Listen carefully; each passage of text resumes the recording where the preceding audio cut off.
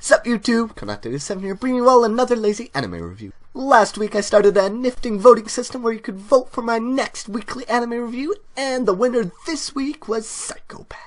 Psycho Pass was a 22-episode anime series that was brought to us by Production IG and the famous scriptwriter Gen Urobuchi. And, as such, it was a really well-done anime series.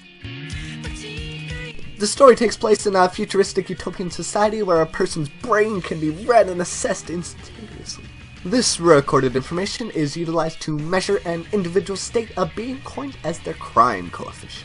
A government organization called the Civil System uses these crime coefficient numbers to judge criminals and endanger society before they are able to commit any heinous acts. So yeah, holy crap, what a freaking insane world! Seriously, this show is such an interesting cyberpunky futuristic world that it alone makes the show worthwhile. Our story centers around a team of policemen committed to maintaining order in such a society. But why would the policemen be needed if the criminals can be discovered by simple scan of the street? Well, that is where a very interesting figure in this world emerges. A member of this society whose crime coefficient always reads 0 no matter what his intent may be.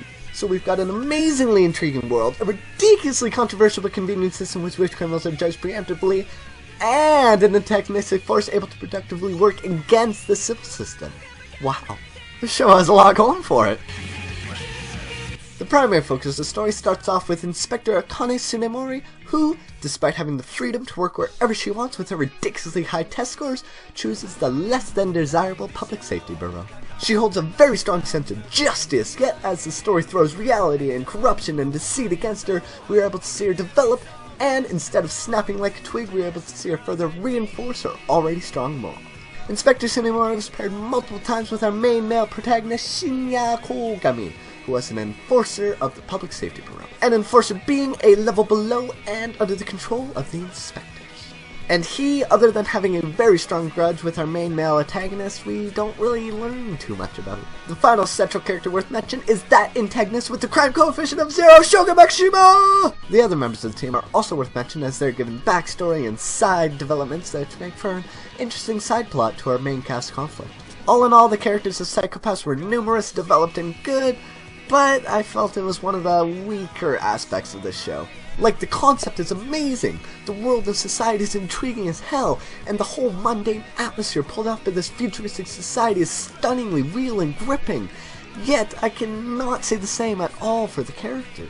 Inspector Tsunemori, she starts off as quite a naive girl, she has weak reasons for becoming an inspector, and I'd understand if she just started like that so the show would be able to drastically change her morals and ideals and everything, but I don't feel that really happened at all. She matured, certainly, by the end, but I still felt she was the same naive, justice kind of girl she was at the beginning. I could never really get behind her as a character, even though she was faced with a whole lot of crazy crap, and her choices and actions at quite a few parts were badassly awesome, but still, I never felt a deeper connection or understanding or learning about Tsunemori, and not even Cole for that matter. I felt they were quite internally based characters, and they didn't truly develop. If we're given insight into what they were thinking inside at all the parts, then yes, but we didn't see that. Makishima as well, though he was the coolest of the three. Makishima's character was quite similar to Ko and even Tsunemori, I'll say, as he didn't really develop either. Still, Makishima was perfect for a bad guy character, as I felt inclined. I wanted to know more about him, his motives, his goals, his past, which I don't really recall we learned about. Now, I know we did get some insight into the characters, but just personally, it wasn't as much as I would have enjoyed. So compared to all the other aspects of Psycho Pass, the characters I felt were not that strong. The musical tracks from the show contain a lot of electronic sounds, mixed at parts with jazz, or with guitar, or with violin. I felt the electronic sounding background music fitted the whole futuristic feel of the world. And even at the serious, suspense-filled, drama-heavy parts, I felt emotion and passion and personality coming from the music. Both of the ending themes were sung by Egoist, which was a fictional band created for Guilty Crown, and now they're singing the ending themes for Psycho Pass, so I don't know what's up with that, but I did really enjoy her singing. The first opening was fantastic at capturing the futuristic feel of the show, and it really got me hyped every single episode by the straight energy put into the song. The second opening, not so much, but it was still alright. The animation for the show was pretty fair.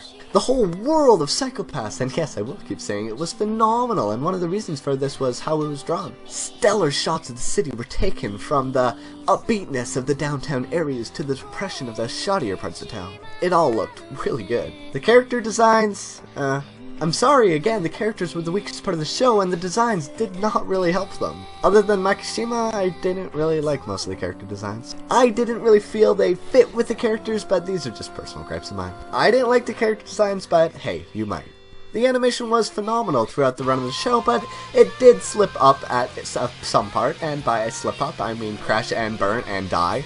Episode 18 was pretty wonky in terms of animation, but other than that, the animation was consistently good throughout. In conclusion, Psycho-Pass is a very good watch. The world, the society, the system, it's all intriguing as heck. The animation is great, the music likewise, and the whole feel of the show as well.